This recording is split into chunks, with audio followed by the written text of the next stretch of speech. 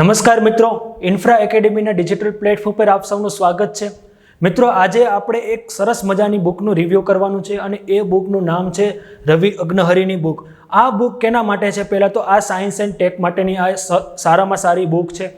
ખાસ કરીને યુપીએસસીના student men's અને પીટીની પ્રિપેરેશન માટે આ બુકનો ઉપયોગ કરતા હોય છે. તો હવે જીપીએસસીની પણ પેટર્ન ચેન્જ થઈ રહી છે. જીપીએસસીની પેટર્ન ચેન્જ થવાને ઘણી વખતે સાયન્સ એન્ડ ટેકમાં એવા પ્રશ્નો પૂછાય છે જે ટ્રેડિશનલ બુકમાંથી આપણને તેના જવાબ નથી મળતા. તો એનો જવાબ આપણને ક્યાં મળે છે? તો આ પ્રકારની યુપીએસસી લેવલની બુકમાં આપણને મળે છે. તો ચાલો મિત્રો, આ બુકનો આપણે રિવ્યૂ કરીએ. આ બુકને જોઈએ કે ભાઈ સાયન્સ એન્ડ ટેકની પ્રિપેરેશન કરવા માટે આ બુક કેટલી રીતે ઉપયોગી થઈ શકે છે. સૌ પ્રથમ વાત કરીએ તો સાયન્સ એન્ડ ટેકનોલોજીની જે શરૂઆત થાય છે એ આ બુકમાં ખૂબ સરસ રીતે આપવામાં આવેલી છે કે development of science and technology, past, present અને ફ્યુચર. કે સાયન્સ એન્ડ ટેકનોલોજીનું પાસ્ટ શું હતું, કે ભૂતકાળની અંદર સાયન્સ એન્ડ ટેકનોલોજીનું કઈ રીતે ડેવલપમેન્ટ થયું, કેટલાક વૈજ્ઞાનિકોએ આ ક્ષેત્રના ડેવલપમેન્ટ માટે પોતાનું કોન્ટ્રીબ્યુશન આપ્યું. ત્યારબાદ અત્યારે ભારતમાં કઈ રીતે સાયન્સ એન્ડ ડેવલપમેન્ટનું કામ થાય છે અને ફ્યુચરમાં કઈ કઈ ટેકનોલોજીનો સ્કોપ છે એની ખૂબ સરસ મજાની ઇન્ટ્રોડક્શનની વાત કરવામાં આવી છે. હવે જે પહેલું ચેપ્ટર છે એ મેન્સમાં આન્સર રાઇટિંગમાં પણ ખાસ કામ આવી શકે, કારણ કે એમાં તમને એવું મટીરિયલ મળી શકે જેથી તમે મેન્સની અંદર થોડું કન્ટેન્ટ એડ કરી શકો. ત્યારબાદ વાત કરવામાં આવે તો બીજા ચેપ્ટરની અંદરથી શું કરવામાં આવ્યું છે કે બીજું ચેપ્ટરમાં ભારતની અંદર અલગ અલગ ઓર્ગેનાઇઝેશન છે, જેમ કે department of science and technology, atomic energy department, ત્યારબાદ ડિપાર્ટમેન્ટ ઓફ સ્પેસ. આ તમામ જેવી મિનિસ્ટ્રી છે કે પછી ડિપાર્ટમેન્ટ છે એની વિશે ચર્ચા કરવામાં આવેલી છે. ઘણી વખત પીટીમાં આ પ્રકારના ક્વેશ્ચન પૂછાઈ જાય છે, ડિપાર્ટમેન્ટ વાઇઝ ક્વેશ્ચન હોય તો. આગળ વાત કરીએ તો ત્રીજા ચેપ્ટરની અંદર સ્ટ્રક્ચર ઓફ એનર્જી ડેવલપમેન્ટની વાત કરવામાં આવી છે કે ભાઈ ભારતની અંદર એનર્જી સેક્ટરની અંદર કયા કયા સેક્ટર છે, પૂર્ણ પ્રાપ્ય સ્ત્રોત, પૂર્ણ અપ્રાપ્ય સ્ત્રોત. ત્યારબાદ કરંટની અંદર એનર્જી રિલેટેડ જે કરંટમાં ન્યૂઝ ચાલે છે એની પણ વાત કરવામાં આવેલી છે અને અલગ અલગ યોજનાઓની પણ ચર્ચા કરવામાં આવેલી છે. ત્યારબાદ વાત કરીએ તો ચેપ્ટર નંબર 4. ચેપ્ટર નંબર 4ની અંદર nuclear energy, nuclear fuel, radioactive મટીરિયલની વાત કરવામાં આવેલી છે. આની અંદર ન્યુક્લિયર ટેકનોલોજીને ખૂબ ડિટેલમાં ખૂબ સ્ટ્રક્ચર વાઇઝ સમજાવવામાં આવેલી છે અને જેથી કારણે તમને શું એક બેઝિક માહિતી પણ મળતી રહી અને કરંટની અંદર જે ઇન્ફોર્મેશન છે એની પણ અહીંયા આ બુકની અંદર વાત કરવામાં આવેલી છે. આગળ વાત કરીએ તો ચેપ્ટર નંબર 4, ચેપ્ટર નંબરની 5ની અંદર ન્યુક્લિયર ડિપ્લોમેસીની વાત કરવામાં આવેલી છે, જેની અંદર ભારતની પોતાની ન્યુક્લિયર પોલિસી 2003, એનપીટી, સીપીટી આ બધી સંધિઓની પણ વાત કરવામાં આવેલી છે. તે સિવાય nuclear supply group, Wassenaar agreement, Australia agreement આ બધાની ચર્ચા કરવામાં આવેલી છે. આગળ વાત કરીએ તો ચેપ્ટર નંબર 6. ચેપ્ટર નંબર 6થી આપણે સ્પેસ ટેકનોલોજીની સ્ટાર્ટ થાય છે.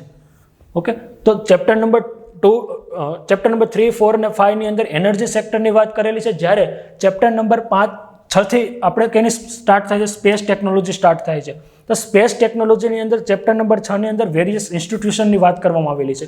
ઇસરો અંતર્ગત જે સંસ્થાનો છે, જેમ કે વિક્રમ સારાભાઈ સ્પેસ સેન્ટર આવેલું છે થુંબા ખાતે, ત્યારબાદ લોન્ચિંગ સાઇટ છે એની વાત કરવામાં આવેલી છે, ત્યારબાદ સ્પેસ એપ્લિકેશન સેન્ટર છે. આ બધા ઇન્સ્ટિટ્યુશન છે જે ઇસરો અંતર્ગત કામ કરે છે એની વાત કરવામાં આવેલી છે. ત્યારબાદ ઇસરો દ્વારા સ્થાપવામાં આવેલા કોમર્શિયલ સંસ્થાનો જેમ કે અંતરિક્ષ છે, ન્યૂ સ્પેસ ઇન્ડિયા લિમિટેડ છે, તો એની પણ વાત કરવામાં આવેલી છે. ત્યારબાદ ઓર્બિટને પણ આ ચેપ્ટરની અંદર ખૂબ સરસ રીતે સમજાવવામાં આવેલું છે કે લો અર્થ ઓર્બિટ કોને કહેવાય, મીડિયમ અર્થ ઓર્બિટ કોને કહેવાય, જીઓ સ્ટેશનરી ઓર્બિટ કોને કહેવાય અને ખૂબ ડિટેલથી ચર્ચા કરેલી છે. ત્યારબાદ લોન્ચ વ્હીકલ. તો લોન્ચ વ્હીકલની અંદર અહીંયા સ્ટ્રક્ચર વેમાં આપેલું છે કે ભાઈ ભૂતકાળની અંદર કયા પ્રકારના લોન્ચ વ્હીકલ હતા, કે સેટેલાઇટ લોન્ચ વ્હીકલ છે, ઓગમેન્ટેડ સેટેલાઇટ લોન્ચ વ્હીકલ છે એની ચર્ચા કરેલી. અત્યારે હાલમાં કયા લોન્ચ વ્હીકલ છે? તો PSLV, GSLV, remote sensing launch vehicle એની વાત કરેલી છે. ત્યારબાદ ફ્યુચરના લોન્ચ વ્હીકલની પણ આ ચેપ્ટરની અંદર ડિટેલમાં વાત કરવામાં આવેલી છે, જેમ કે સ્મોલ સેટેલાઇટ લોન્ચ વ્હીકલ છે, રિયુઝેબલ સેટેલાઇટ લોન્ચ વ્હીકલ છે. આગળ વાત કરીએ તો ચેપ્ટર નંબર 7ની અંદર સેટેલાઇટના લોન્ચ વ્હીકલની સાથે સ્પેસ ઓબ્ઝર્વેટરી, આપણને ખબર છે એસ્ટ્રોસેટ છે એ ઓબ્ઝર્વેટરી છે ભારતની, તો એની અંતર્ગત આ ચેપ્ટરની અંદર વ્યવસ્થિત સમજાવેલું છે. ત્યારબાદ સેટેલાઇટ સિસ્ટમ, આપણને ખબર છે એ રીતે remote sensing satellite, communication satellite, navigation satellite, આ વિશે ડીપલી ચર્ચા ક્યાં કરવામાં આવેલી છે? તો ચેપ્ટર નંબર 7ની અંદર કરવામાં આવેલી છે. ત્યારબાદ ચેપ્ટર નંબર 8ની અંદર આઉટર સ્પેસ અફેર, એટલે કે ભારતની ઇસરો તો તમને ખબર છે કે રીતે ઇન્ટરપ્લેનેટરી મિશન ચલાવે છે. ચંદ્રયાન 1 હોય, મંગળયાન હોય, ચંદ્રયાન 2 હોય, હવેથી શુક્રયાન લોન્ચ કરવાનું છે, મંગળયાન 2 લોન્ચ કરવાનું છે. ત્યારબાદ ઇન્ટરનેશનલ સ્પેસ સ્ટેશનની જેમ આપણું પણ પોતાનું સ્પેસ સ્ટેશન બનાવવાનું છે. તો આ પ્રકારના શું ઇન્ટરપ્લેનેટરી મિશન ભારત ચલાવી રહ્યું છે. એની સાથે વિશ્વના બીજા દેશો જેમ કે નાસા છે કે રશિયા છે, તો આ દેશો પણ સારા એવા મિશન ચલાવતા છે. હવે ઘણી વખત એક્ઝામમાં એ રિલેટેડ પણ જોડકા કે એ રિલેટેડ MCQ પૂછાઈ જવાના ચાન્સીસ છે. તો ચેપ્ટર નંબર 8ની અંદર ખૂબ ડિટેલની અંદર આ વસ્તુની ચર્ચા કરવામાં આવેલી છે.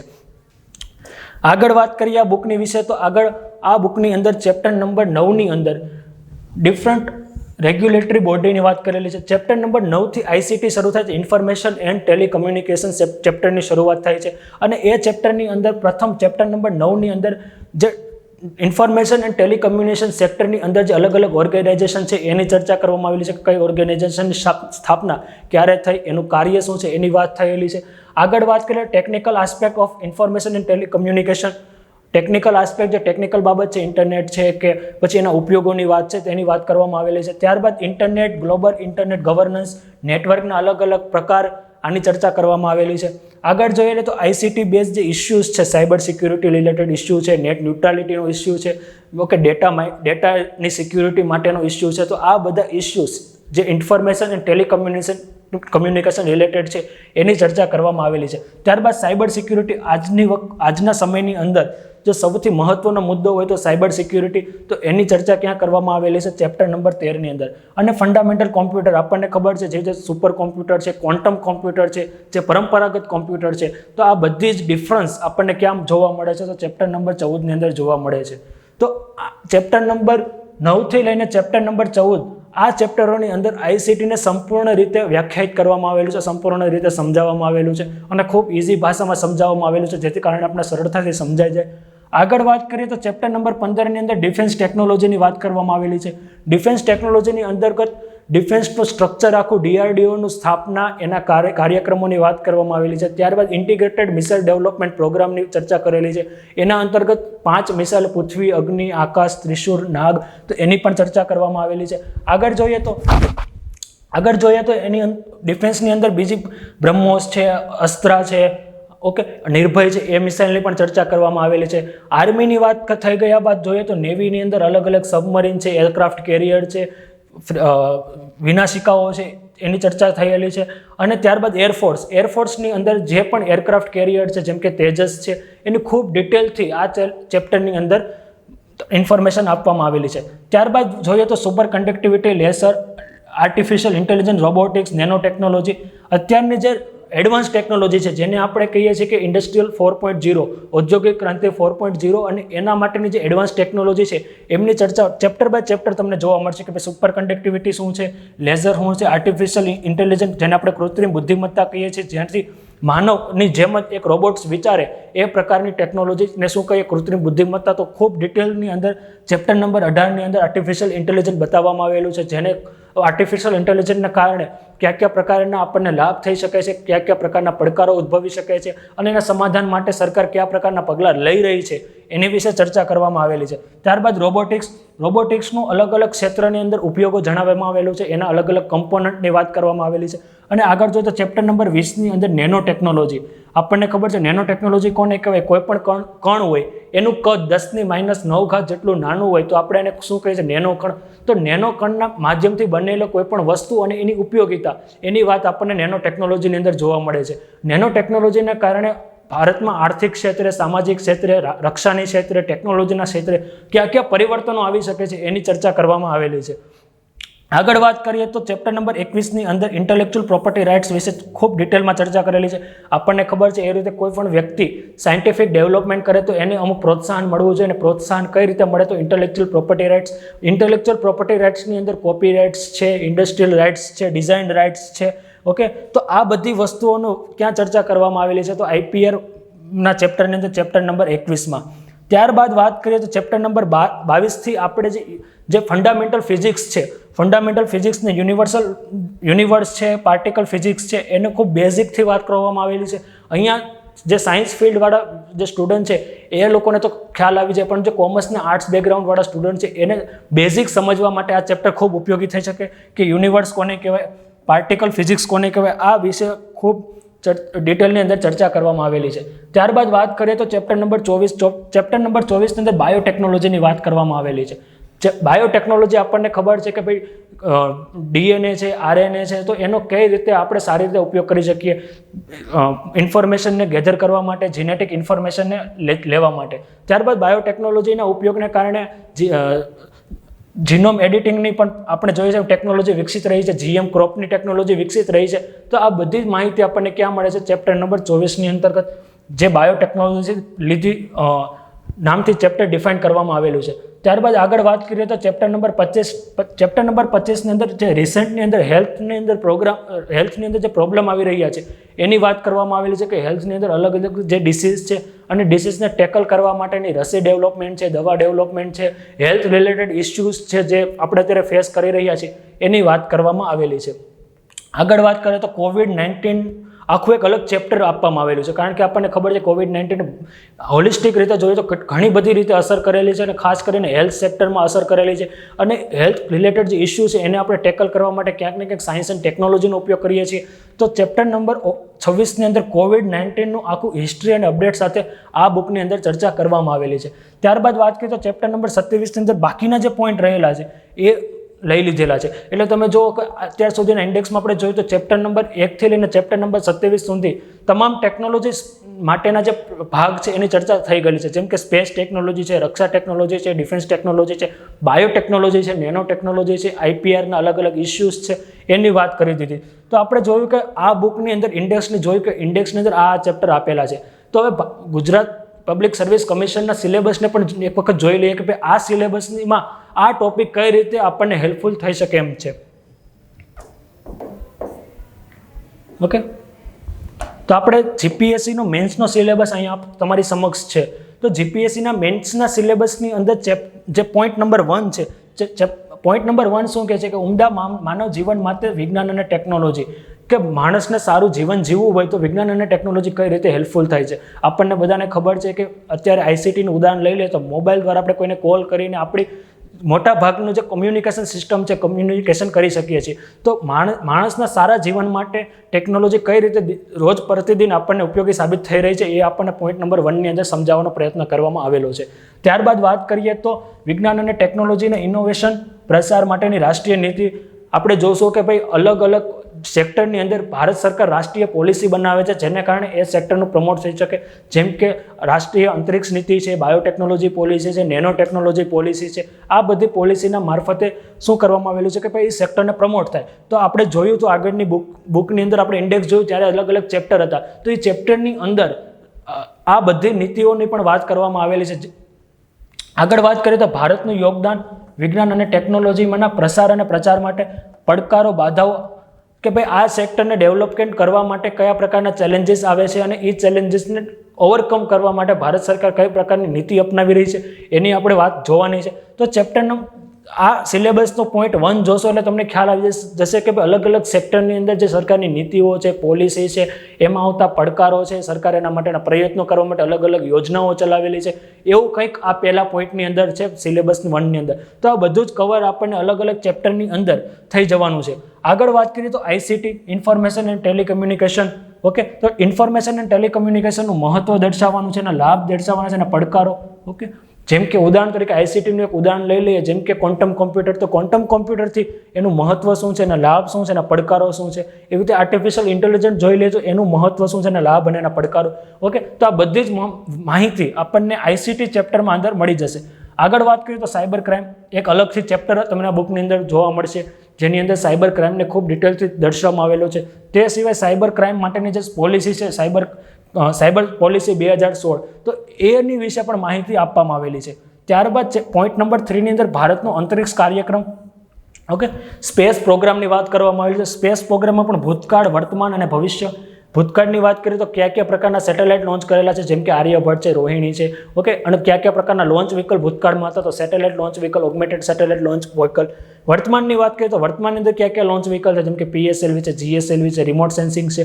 વર્તમાનમાં ISRO દ્વારા કયા કયા પ્રકારના ડેવલપમેન્ટ કરવામાં આવે છે, અલગ અલગ કયા કયા પ્રોજેક્ટ ઉપર કામ કરવામાં આવે છે એની વિશે વાત કરવાની. ભવિષ્યમાં ISROના કયા પ્રકારના ભવિષ્યની અંદર પ્લાન છે, જેમ કે મંગળયાન 2 છે, ચંદ્રયાન 3 છે. તો આ પ્રકારના ભવિષ્યની અંદર પ્રોગ્રામની પણ આપણને અહીંયા સિલેબસની અંદર મેન્શન કરેલું છે. પછી વાત કરીએ તો ISROની પ્રવૃત્તિઓ અને સિદ્ધિઓ. કે ઇસરો દ્વારા કયા કઈ પ્રકારની સફળતા મેળવેલી છે. તો વાત કરીએ તો 2008ની અંદર ચંદ્રયાન-1 લોન્ચ કરેલું, 2014ની અંદર મંગળયાન લોન્ચ કરેલું. તો ઘણી બધી સિદ્ધિઓ. બીજી વાત કરીએ તો 104 સેટેલાઇટ એક સાથે લોન્ચ કરેલા. તો આ બધી સિદ્ધિઓ ઇસરો દ્વારા મેળવવામાં આવેલી છે. તો એની વિશે ખૂબ ડિટેલથી આપણે અહીંયા જોવું પડશે. ત્યારબાદ ભારતના સેટેલાઇટ પ્રોગ્રામ કે સેટેલાઇટ પ્રોગ્રામની અંદર આપણે કોને ગણીશું કે રિમોટ સેન્સિંગ સેટેલાઇટ છે, કમ્યુનિકેશન સેટેલાઇટ છે, નેવિગેશન સેટેલાઇટ છે, ડિફેન્સ પર્પઝ માટેના જે સેટેલાઇટ છે, એક્સપેરિમેન્ટ માટેના જે સેટેલાઇટ છે. તો એની વિશે આપણે આ પોઈન્ટમાં અંદર માગે છે કે આપણે તમને પાસે એવી ઇન્ફોર્મેશન હોવી જોઈએ જે આ પોઈન્ટની રિક્વાયરમેન્ટ પૂરી કરી શકે. ત્યારબાદ જોઈએ તો માનવ જીવનને સ્પર્શતી વિવિધ બાબતો કે ભાઈ આ સેટેલાઇટ કે ભાઈ આ ટેકનોલોજી છે, સ્પેસ ટેકનોલોજી, એને માનવ જીવન માટે કઈ રીતે અસર કરી શકે છે કે માનવ જીવનને કઈ રીતે સરળ બનાવી શકે છે. એક્ઝામ્પલ તરીકે વાત કરીએ તો રિમોટ સેન્સિંગ સેટેલાઇટ મોકલીએ તો આપણને શું મળે? રિયલ ટાઈમ ડેટા મળે, ક્યાં ખનિજ તત્વો છે એ જાણકારી મળે, ટ્રાફિકની જે સમસ્યાઓ છે એનું સમાધાન કરી શકાય, નેવિગેશનના મારફતે આપણે કોઈ પણ જે સ્થળ છે એને ઇઝીલી શોધી શકીએ. તો આ બધી જ વસ્તુઓ શું છે? એક રીતે સ્પેસ ટેકનોલોજીનો લાભ છે. આગળ વાત કરીએ તો ડિફેન્સ રિસર્ચ અને ડેવલપમેન્ટ ઓર્ગેનાઇઝેશન DRDO અને DRDOના મારફતે જે રક્ષા માટેની જે ટેકનોલોજી ડેવલપ થઈ છે એની વાત કરવામાં આવેલી છે. ઓકે, તો આટલી વસ્તુઓ આપણને ઇઝીલી આ બુકની અંદર મળી રહેશે. રવિ અગ્નિહારી બુકની અંદર જે આપણે હમણાં જોયા ચેપ્ટર, એમાં આ બધું જ કન્ટેન્ટ આપણને જોવા મળી રહ્યું છે. આગળ વાત કરીએ તો ચેપ્ટર નંબર 4 ની અંદર કઈ વાત કરવામાં આવેલી છે? તો ચેપ્ટર નંબર 4 ની અંદર ઉર્જાની જરૂરિયાતો.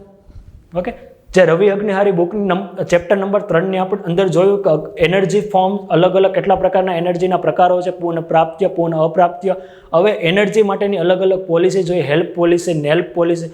આની વિશે ખૂબ ડિટેલની અંદર ચર્ચા કરવામાં આવેલી છે. ત્યારબાદ ઉર્જા નીતિ, સરકારની નીતિ અને કાર્યક્રમ, જેમ કે વાત કરીએ ઉજ્જવલા છે, ઉજાલા છે, આ બધી સ્કીમ જે ભારત સરકાર દ્વારા ચલાવવામાં આવેલી છે જેને કારણે એનર્જીનું સેવિંગ થાય, એનર્જીનો ઇફેક્ટિવ ઉપયોગ થાય, એની વાત કરવામાં આવેલી છે. આગળ વાત કરીએ તો પરમાણુ નીતિની મુખ્ય લાક્ષણિકતાઓ.